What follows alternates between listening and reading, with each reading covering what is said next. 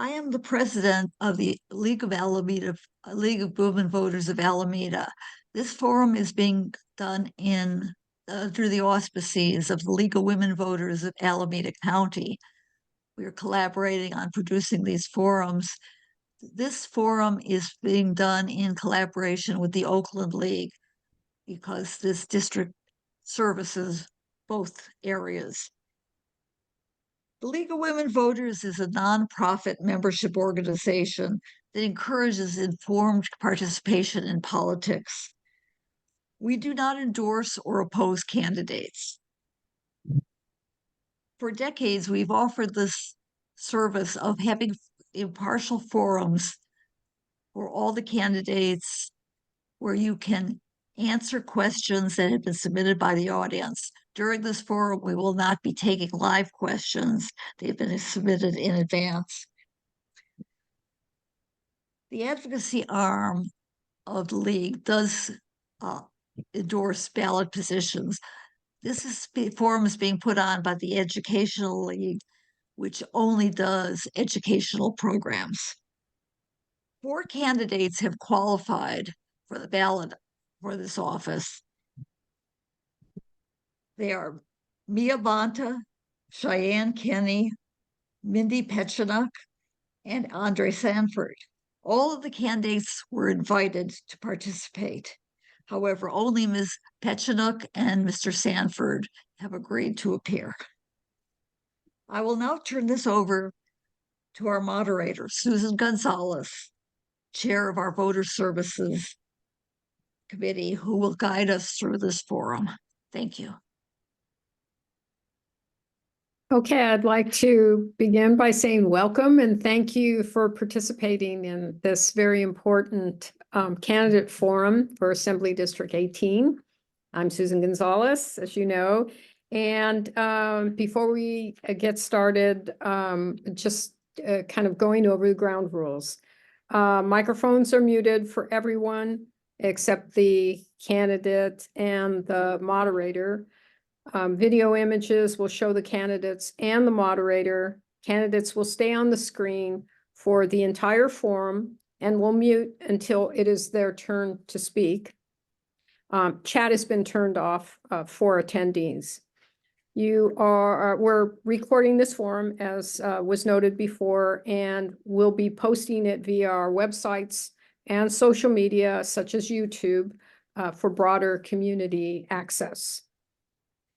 We're having just one forum, and was mentioned before, there are 4 candidates running for this elected office.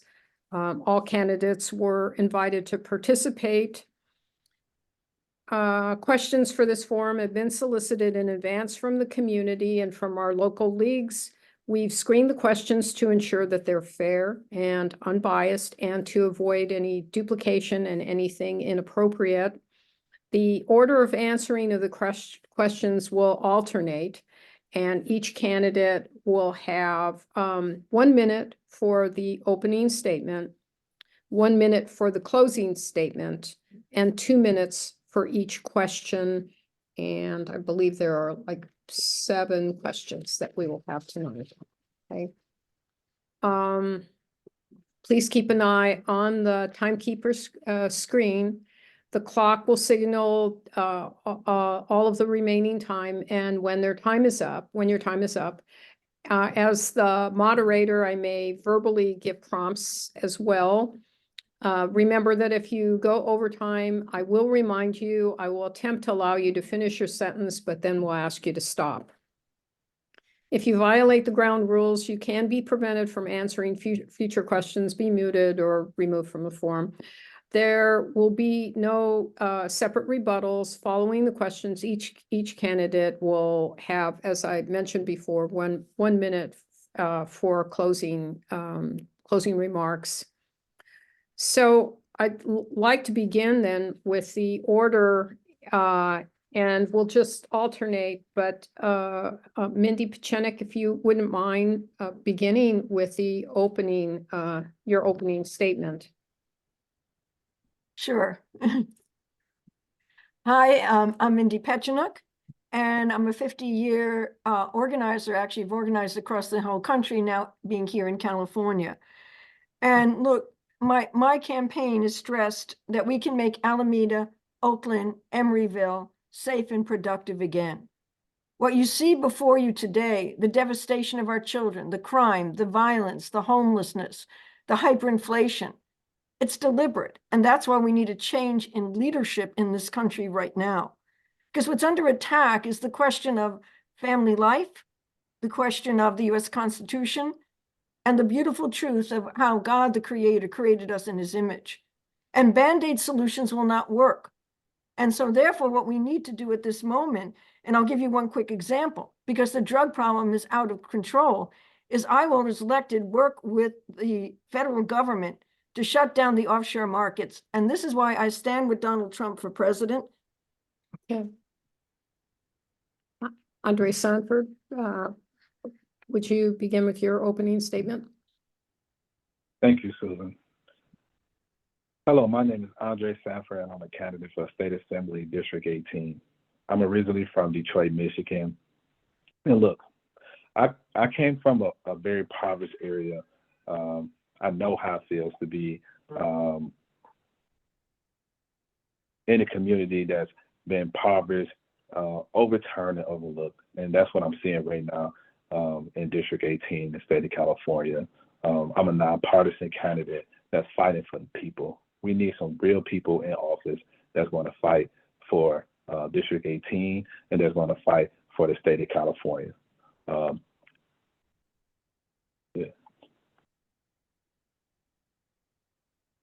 Okay, thank you. So I will begin with reading the first question.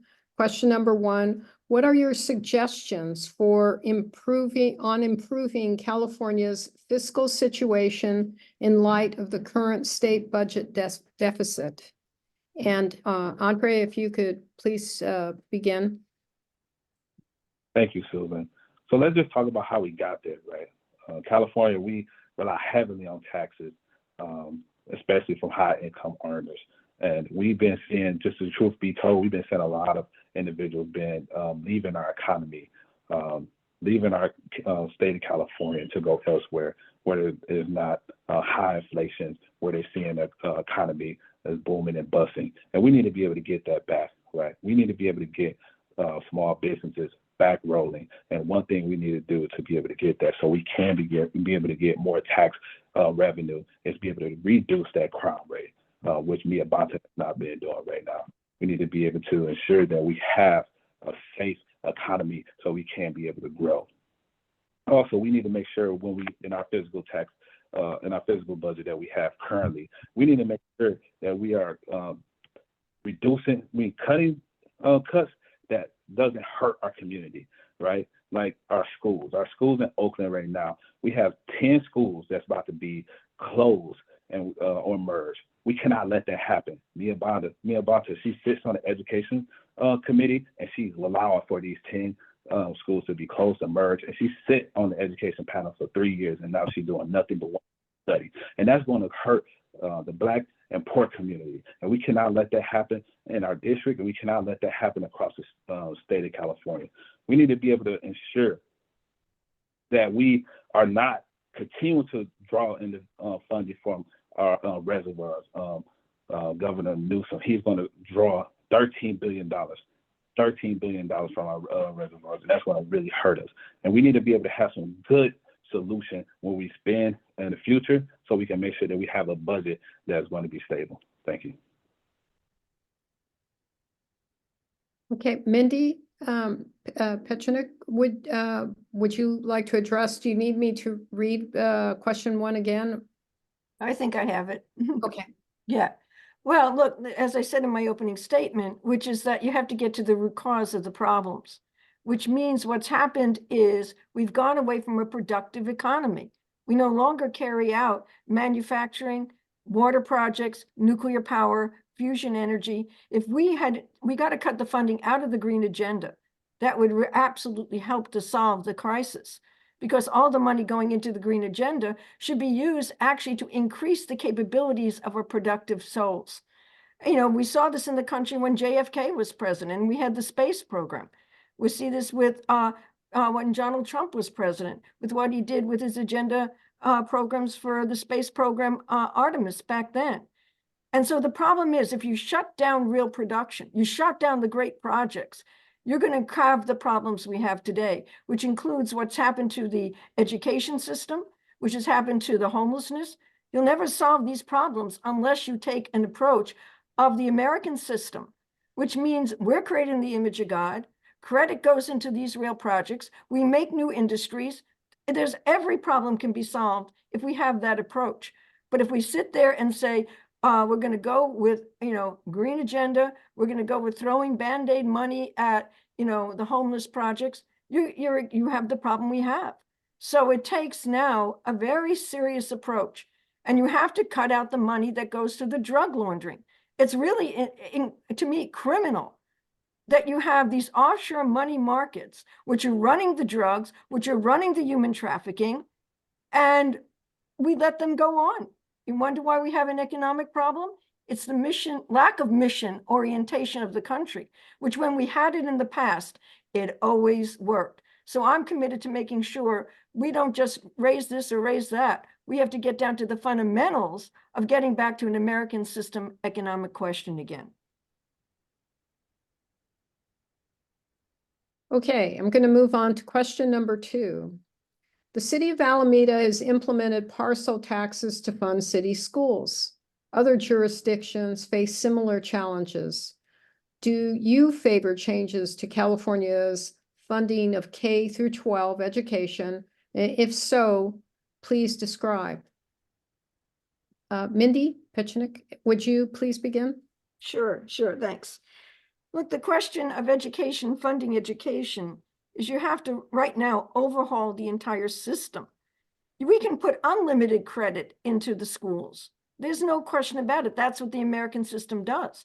But you need an education policy, which is not what we have today of wokeism. What I would do is immediately, first of all, set up a 2-tier education system.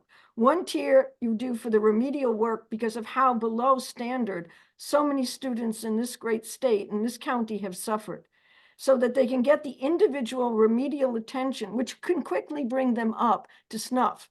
Secondly, you have to also increase an education system which allows for the advancement in science, in technology, in discoveries in classical culture and art. For example, I would make sure every school has a music program. I'm a classical musician. I'm a trained bassoonist. And I would bring into every school, starting in the elementary, that you set up choruses. One of the best ways you can organize children to actually comprehend deep and profound moral ideas is have them sing in a chorus together, where they would actually learn how to have human relationships and actually develop beauty through the creative powers of their mind. And you do that all through the school system. I know that's when I was in New York and in junior high school, I got to play the bassoon. It had one of the most tremendous effects on changing my life, that the school system gave me that opportunity to actually explore how to be part of creating that kind of beautiful soul. And I believe in education that goes to the question of science, it goes to the question of mathematics, it goes to the question of drama, of Shakespeare and poetry.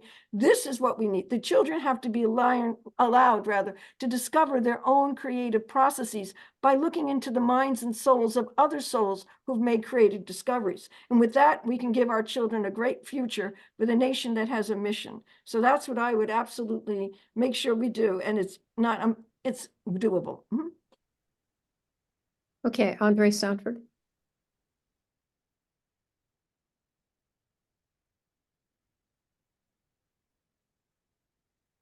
Thank you. Can you repeat the question? Yes. The city of Alameda has implemented parcel taxes to fund city schools. Other jurisdictions face similar challenges. Do you favor changes to California's funding of K through 12 education? If so, please describe them.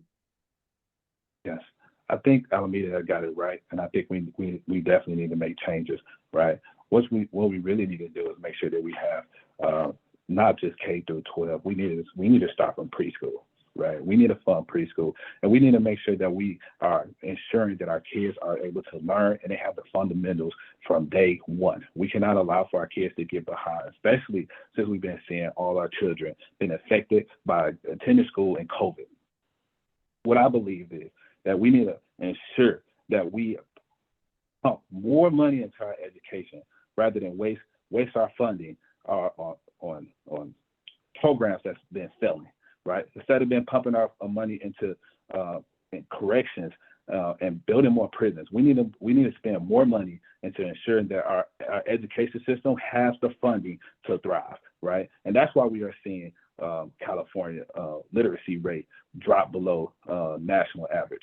We need to make sure that we are not cutting the deficit that we're doing for facilities right now. With Newsom, he's deliberately taking $500 million for facilities, and Mia Bonta, she let that happen on her watch. We cannot let that happen. We need to ensure that we're creating programs like micro. I came from a school called Davidson Elementary School, and we have micro society, and micro society have vocational schools and entrepreneurial programs that allow for us to be able to thrive and learn in a holistic way. And I think having those type of programs in school and funding them drastically will be able to save our country and increase our mathematics, increase our science, and allow for us to be able to compete on a national level. Thank you. Okay, I'll move on to the next question. Analysts say that California's proposed water conservation rules expected to take effect this October are too stringent and costly. What do you recommend for effective water management strategies in our state? Andre Sandford, would you please begin? Yes, I think that's one of the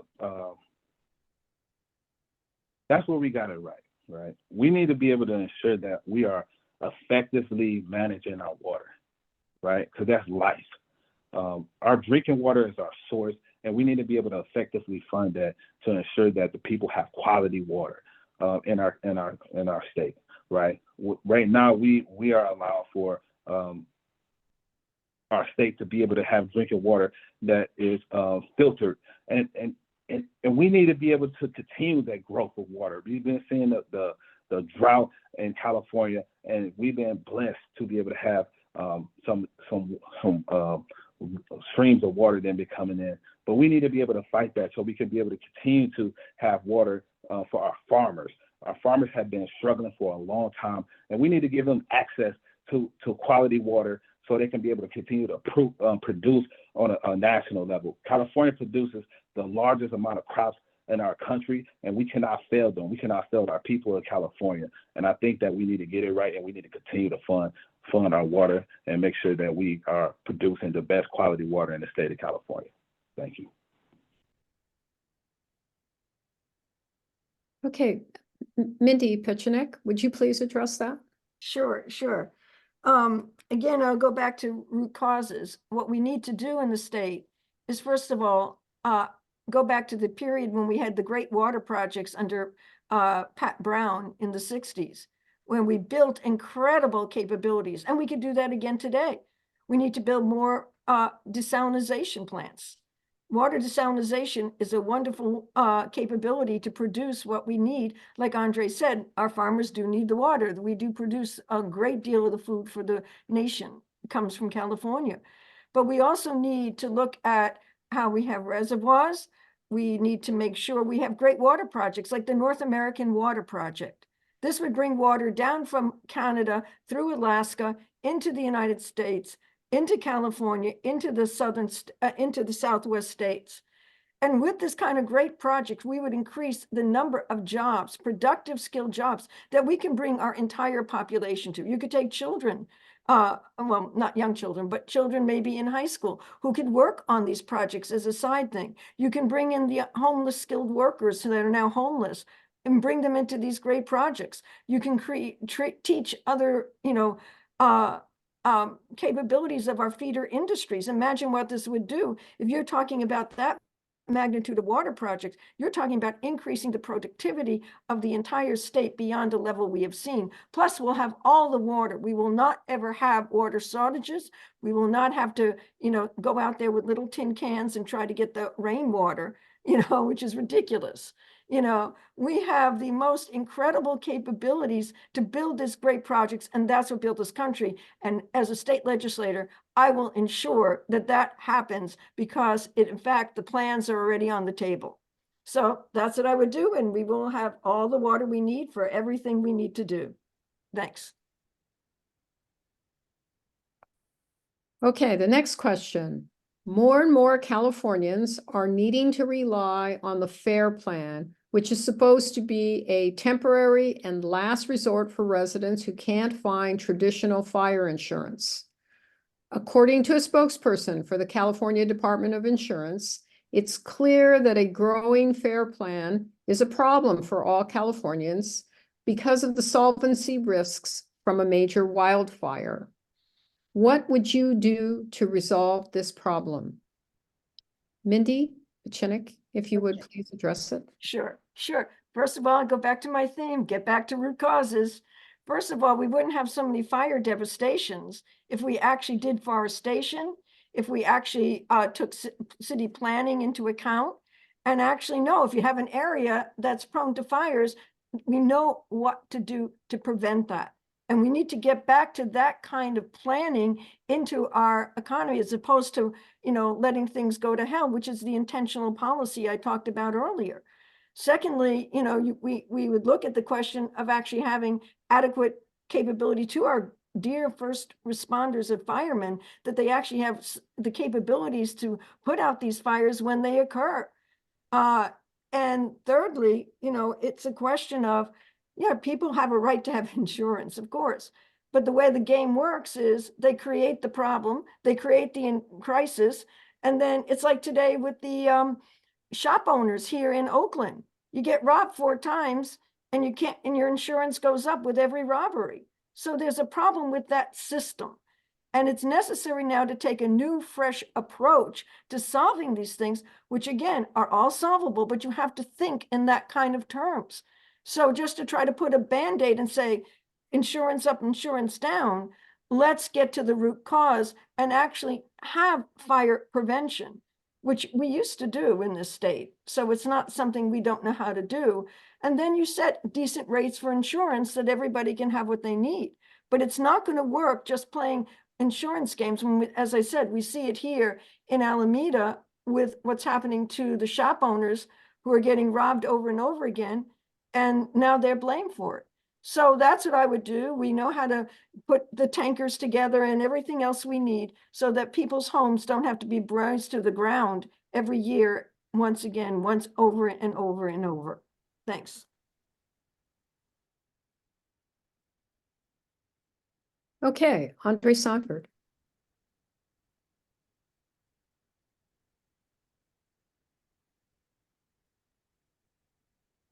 You're mute. Can y'all hear me now? Yes. Okay. I just want to say California is becoming an insurance-less state. Just like Mindy said, I've been canvassing all over our district, and I've been hearing from the shop owners that they are not able to obtain insurance because there's been increased robbery across our district, across our state, and it's been affecting everyone, even homeowners not able to get insurance because of the increased robbery going on. That same thing's been going on with our fires. We need to be able to address the root causes and combat global warming. Global warming has really been hurting our community and hurting the world that we live in. And we need to make sure that our world it's preserved for the future, for our kids. I have a 1-year-old son. I want my 1-year-old son to be able to grow up without having to see fires, without having to every other day. And we need to be able to protect them. What I would do is not reverse the spending that we've been doing for global warming. You've been seeing these tornadoes, we've been seeing these fires all over America, and we need to be able to ensure that we do not cut that funding for climate, but we actually put more money into the climate, so we can be able to combat that. Also, being able to ensure that incarcerated people have a fair wage job. They out here fighting for us in these fires, in our wildfire, our natural forests, and we need to ensure that they having a fair wage, because they out here combating these fires and putting their life on the line for us. So we need to be able to continue to have that trade and ensure that these individuals are able to come out with decent paying jobs and be able to have a fair life after they return.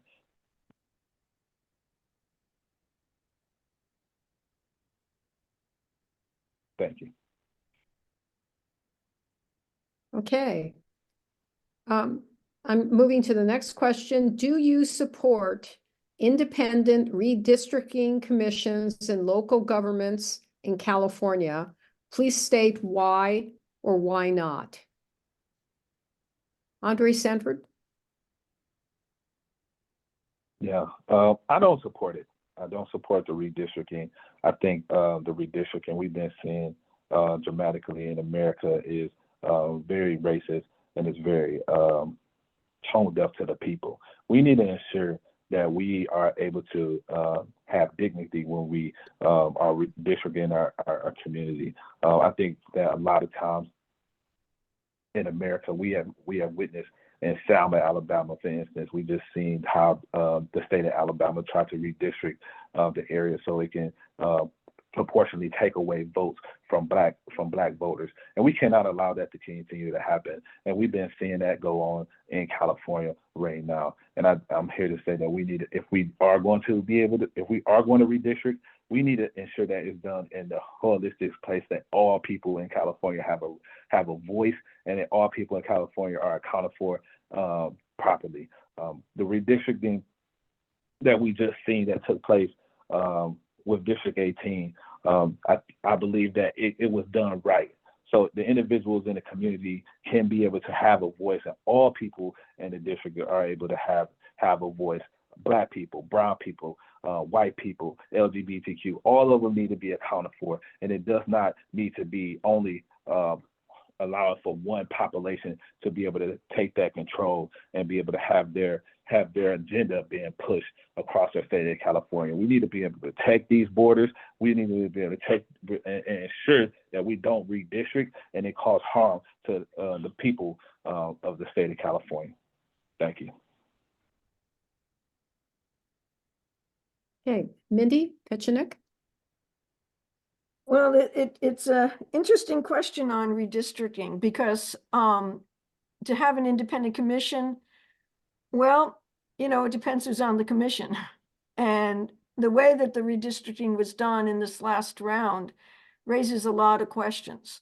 And I think there has to be a really different approach to how we think about, and I'm not even sure why some of the redistricting that has been done was done the way they were.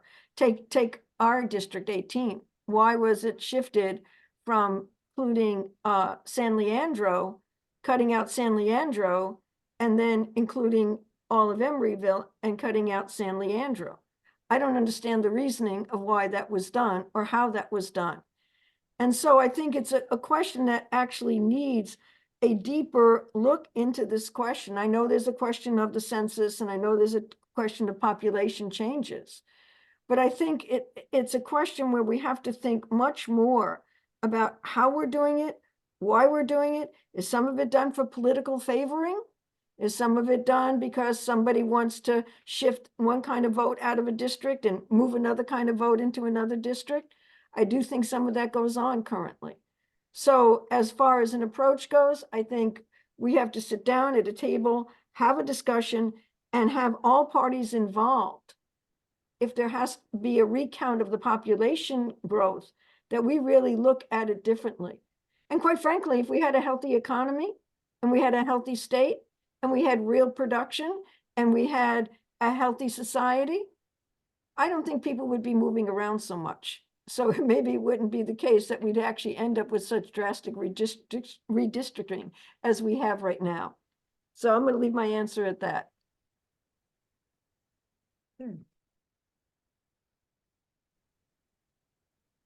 Okay, I'll move on to the next question, which is what policy solutions do you recommend to address housing affordability and homelessness in California? And I'm going to ask Mindy Pechenuk if you would begin. Yeah, I'm going to go back to my theme of root cause, because if, we had actually had the kind of continuous productive state, we wouldn't have this homeless problem. And the way the homeless problem is being looked at, it's not a housing question. You look at the growing rate of homelessness. Some of it is from obviously the open borders. Some of it is from drugs. Some of it is from, and a lot of it I think is because of the massive unemployment in the state. When you take down the growth, this is why I'm completely for getting rid of the green agenda. And at the same time, if you look at, yes, the cost of housing here, I mean, is off the charts. The whole real estate industry is off the charts here in California. And it needs to be revisited and relooked at. Yes, do we need more affordable housing? Yes. Do we have a lot of people who can't pay the rents in California? Well, that's a twofold process. It's a result of the unemployment, the small businesses being affected. It's affected by the fact that we no longer are growing. So you have to look at it as a whole package. It's not a question of, do we build more of affordable housing? Do we build more of this kind of housing? Do you have the warfare between the people who don't want the affordable housing in the area because they have their private homes? So you have to take a look at, why do we have this kind of crisis? And that's why we have a homeless problem. And the solutions that have been posed by the state legislature on homelessness are ridiculous. That's what I mean when I say it's intentional. They're causing more homelessness, not less homelessness. So my point is, get the state productive again, get the industry and small businesses and agriculture moving, and bring down the cost of living. Get rid of the hyperinflation. And then we could actually have affordable housing for everyone, no matter what it is, whether they have a private home or they live in an apartment. Thanks. Okay, and Andre Sandford. Thank you, Susan. The first thing I would do once elected for the State Assembly District 18 is to be able to fight back against SB 423. SB 423 is really killing our affordable housing in the state of California, reducing it from 40 to 90% affordable housing to only 10%. 10%. That has to stop. We cannot allow for our state assembly members and our state senators to cut affordable housing and then give their partners, these high-end developers, tax breaks. We cannot let this happen anymore. We need to fight that. Also, second thing, we need to have housing first. We should not be blaming anyone for housing. If you look at the Black community been redlining in the state of California for decades. And nothing been happening to stop that, right? We've been Black people been redlining, drugs been pushed into the community, and now we are not able to obtain housing, affordable housing. And we need to have housing first, and we need to be able to get it right with housing subsidies to ensure that individuals are able to get into housing so they can start working on their next plan, so they can start working on employment, like Mindy said. They need to be able to start working on their families and educating their families, but they can't do that if they are on the streets. It don't need to be a reward system. Housing is a right. It's not a reward system that you shuck and jive if you are doing good. The state of California the leaders have not took accountability to ensure that we are going to be able to house. San Francisco has been doing it right. I love what's going on with the Dream Keeping Initiative to be able to incentivize and give Black and poor people low interest rates. And we need to be able to do that for housing. We need to drastically be able to give these low interest rate loans so we can be able to put people in housing and have permanency. Thank you. Okay, I'm going to move on to our last question. Some California cities are implementing solutions to the problems of sea level rise and storm surges. Collaborative approaches like water sedum management could be more effective. What steps can we take statewide to mitigate sea level rise? And I'm going to ask Andre Sandford if you could please start. My bad. I'm sorry. My son, he was in the background when I was listening to the question. Can you say that one more time? He was kind of young. Sorry. Okay, so some California cities are implementing solutions to the problems of sea level rise and storm surges. Collaborative approaches like water sediment management could be more effective. What steps can we take statewide to mitigate sea level rise? Yes, I think that's a great question. We need to be able to work collaboratively with our environmentalists to be able to get solutions so we can be able to reduce the sea level rise in the state of California. I believe we need to, one, the first approach is to be able to collaborate collectively with our environmentalists and with our state to be able to, one, fund our crisis. We have so many individuals right now that doesn't believe in how sea level rises, and we don't believe in the crisis that we are facing. And we need to be able to encourage them that we need to be able to fund it. Second approach that we need to be able to take is to be able to stop individuals from being able to build onto these shores. There's going to be able to really damage our shoreline and also be able to affect our sea level. We cannot continue to allow for them to be able to build on our shorelines. We cannot continue to not allow for us to be able to fund and work collaboratively with environmentalists and to ensure that we take holistic approaches to be able to reduce and combat this global warming effect that's been happening in California.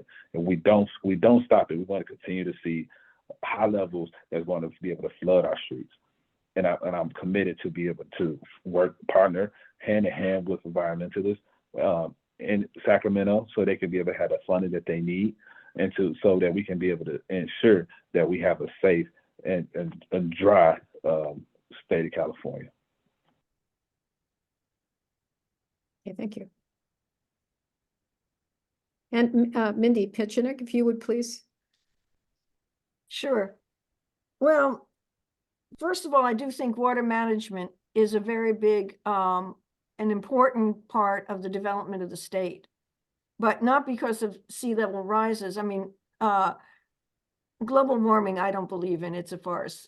And there is global warming, but that's been happening for centuries, ever since the universe was around. And it has to do with the changes in the way that we go through the Milky Way, the way that we go through the solar system, our relationship to the sun, and what's going on in the other galaxies around us. That's what affects, what happens on Earth.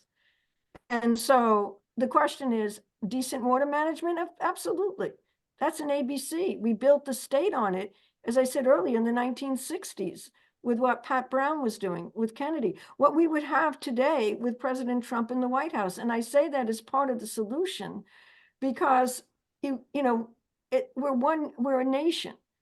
Well, what's going on in California didn't just happen in California. It comes from policies that are made internationally by people from the various Federal Reserve central banks in this country, in London, and people who are in our government today, who are running the state of California are part of that apparatus. So that's why I'm saying you have to solve these things. We have to think in a bigger way, a broader way, and they are solvable.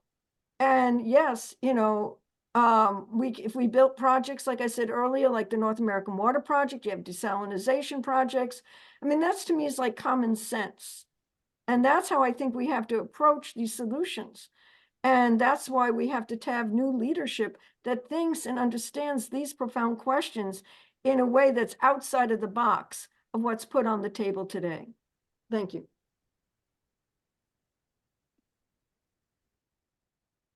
Okay, now, so now we've concluded the question answering and can move on to closing statements. And we'll begin with Andre Sandford. If you would please begin with your closing statement. You have 1 minute. Thank you, Susan. District 18. Right now, we are facing a crisis. We are facing a safety crisis. We have state legislators in office right now that's not being accountable. We seeing schools are being closed. And we already know what's going to happen if we do not fund our school systems. Increase of crime. We need to be able to keep our community safe by holding individuals accountable, and also holding leaders accountable.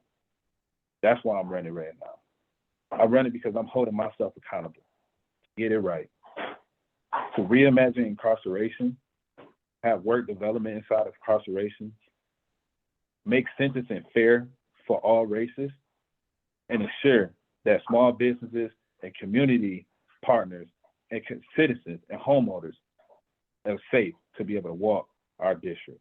Thank you. Okay, and Mindy Pechenuk, if you would please provide your closing statement. Sure. Well, to the voters of AD-18, I'm calling on you to work with me. Together, I think we can make a complete difference. And it is that unity that I hope to pull together from every walk of life in our district, because we hold a very sacred moment right now to be able to look at this moment of history as if from 100 years from now back, that we made a difference, that we actually changed all the wrongs for the rights. And that's provided to us by our beautiful US Constitution and how God created us in his image with a creative mind to make these explorations. So I call on my fellow citizens of Oakland, Alameda, and Emeryville to join with my campaign, join with me, and have a vision, a big vision, a bold vision of how we can make this change in these years ahead of us by working together as a movement and bringing me into Sacramento.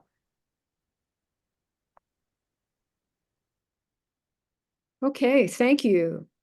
I just a couple of concluding remarks to people out there that will be viewing this. Just a plug that if you've moved or changed your name or wish to change your party affiliation since you last registered, you need to re-register online. Voter registration is available at the Secretary of State's website, sos.ca.gov. It's secure and easy. The deadline to register to vote online is February 20th, 2024.